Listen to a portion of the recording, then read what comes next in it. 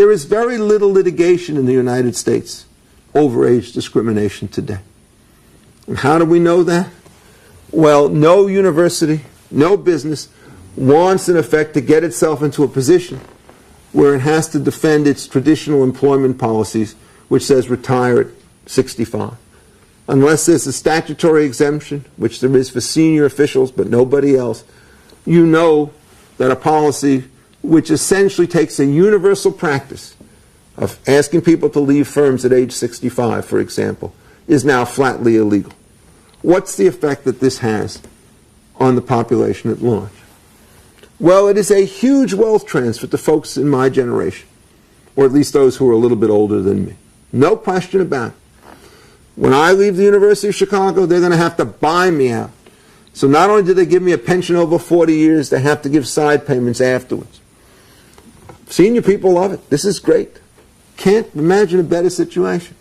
On the other hand, while I sit in a gold-plated chair, all the young people who want to come up, many of whom are women, many of whom are minority members, they sit on what we call affectionately in universities on folding chairs. Now, why is it that their chairs fold up underneath them? It's because the universities that have to pay lavish pensions to senior faculty members are that much more strapped when it comes to hiring junior members. And not only that, they see the writing on the wall, so that one direct consequence of basically converting tenure to 65 into a lifetime contract is that universities are now very reluctant to give tenure to as many faculty members that they used to do. So we have squads of 2-year professors, 5-year professors, rotating professors of one kind or another, all of whom are on term contracts just to avoid that eventuality. What does this do? It really hurts the prospects of the young. How much? Well, we know the numbers. And basically, if you want to sum them up, this is what they say. They say that for every person you want to keep at age 60 for another year, there are 2 people you can't hire at age 35.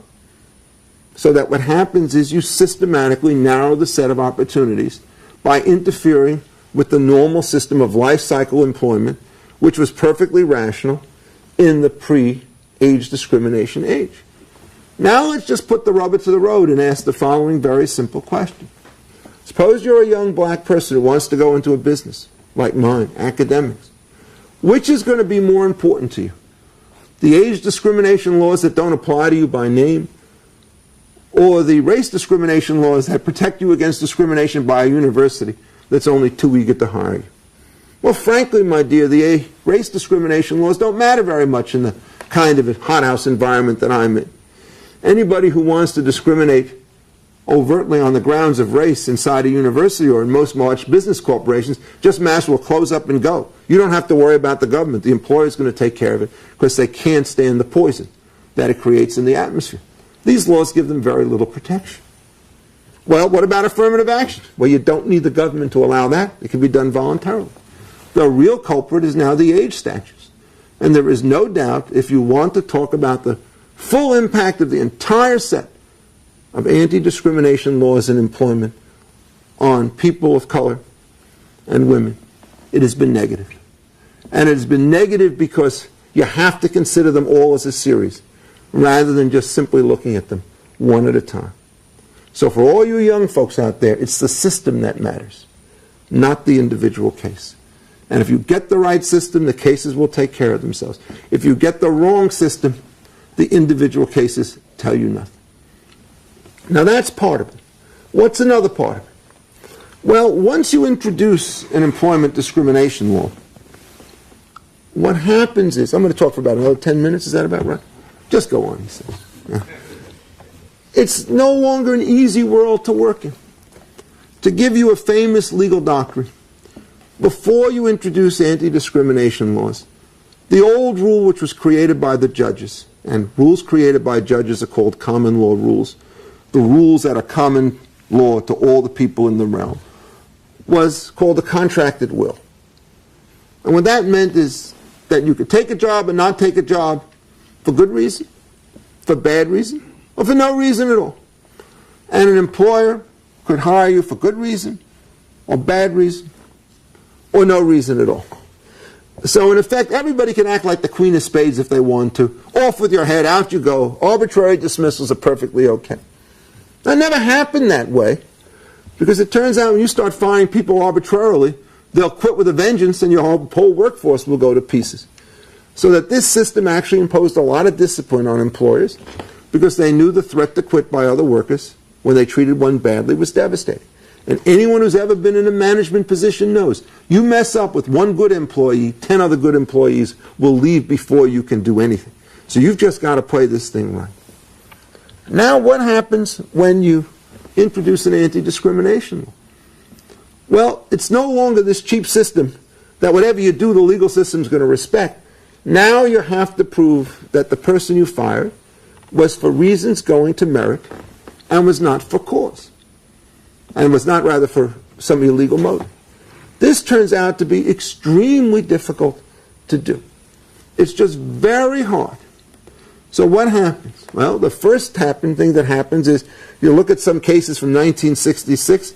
There are a lot of employers who don't know the new drill, and you do find some of them who make sort of ugly racist remarks as they fire workers. By 1970 or 75, those cases are gone.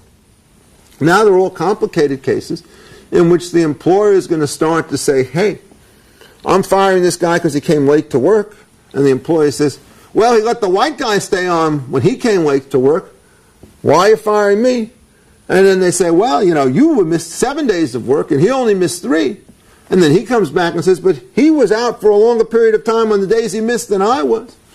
And by the time you're done trying to figure out whom you can fire and whom you could not, creates this huge paper record, this huge testimonial aggregation. And for what?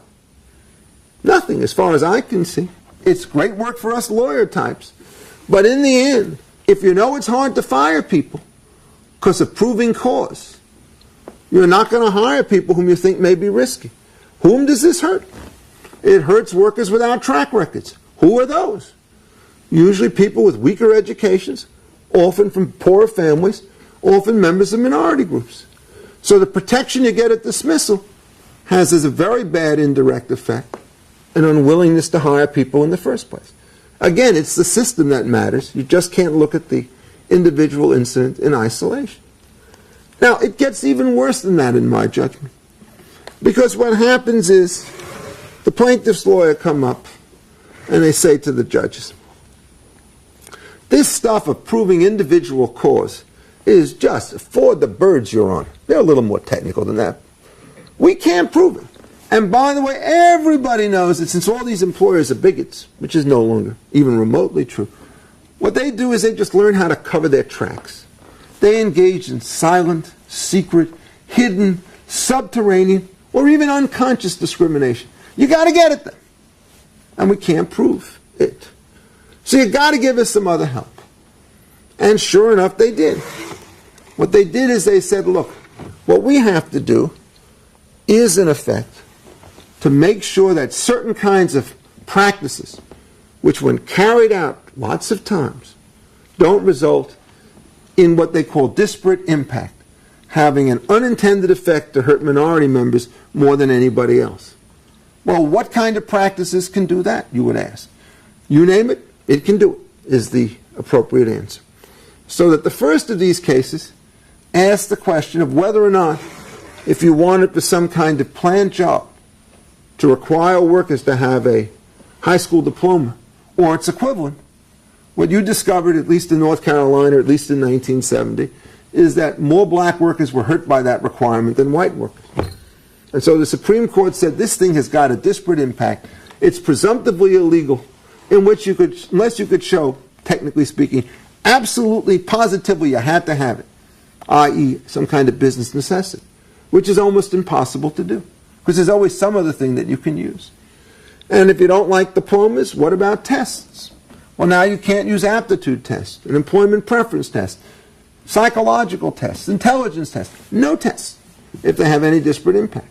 Which tests have a disparate impact? Just about every one, as it turns out. Now what happens is this. You're going to stop a little bit of discrimination, maybe, but not very much. What you're really going to do is make it harder for people to figure out whom to hire and whom to train and whom to promote. Because all the tests that you have to give must be so job specific and so narrow that they don't give you any idea as to whether or not a work is going to be good over a 10-year period. They only tell you whether or not he could do the task for the immediate job.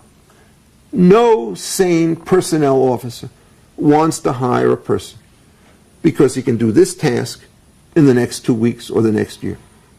Any serious personnel officer wants to figure out whether or not this is a person we ought to invest in by training, for promotion, for advancement, so that maybe 10 years down the road he or she could be a division manager and perhaps a president. Can't do that anymore. So what does it mean? It means that the use of the anti-discrimination laws really mess up the entire employment processes in the way in which they would operate. So what's the lesson? And I think I kind of could close on this. It's that there's no doubt when historically we looked at these things, there was so much government coercion that surrounded labor relations.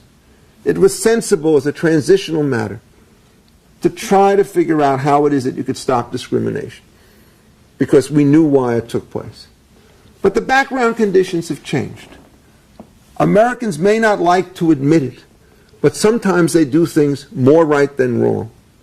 And getting rid of the overwhelming sense of racial hatred and bias in this country over the last 70 or 80 years has been a signal national accomplishment.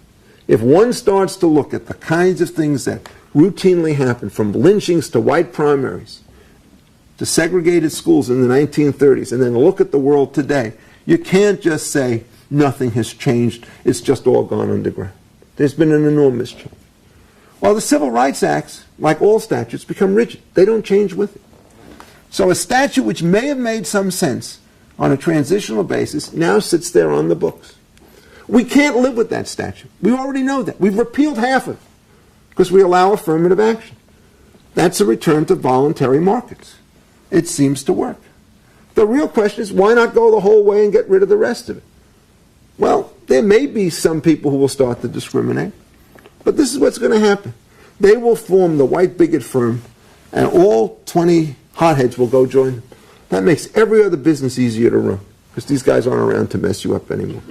So always look for voluntary sorting as a way to solve your problem. So there is, I think, a real lesson here, which is not that we're in favor of anarchy, not that we're in favor of rebellion, not that we believe in zero taxes, not that we think that discrimination can't happen when certain industries have monopoly power, because it can, but that if you keep labor markets competitive, if you spend your time trying to reduce barriers to entry so that it's easy for firms to come in and easy for firms to leave, you will do much better than if you constantly try and regulate the way in which everybody in a market behaves. So this is the central position of classical liberalism. Doesn't only apply to labor law. It applies to all sorts of things having to do with production and industry. And it's this proposition. And if I could leave the young ones here with only one thought, this is what I'd like you to remember. In a system where you're trying to organize a just social order, free entry beats government regulation every time. Thank you.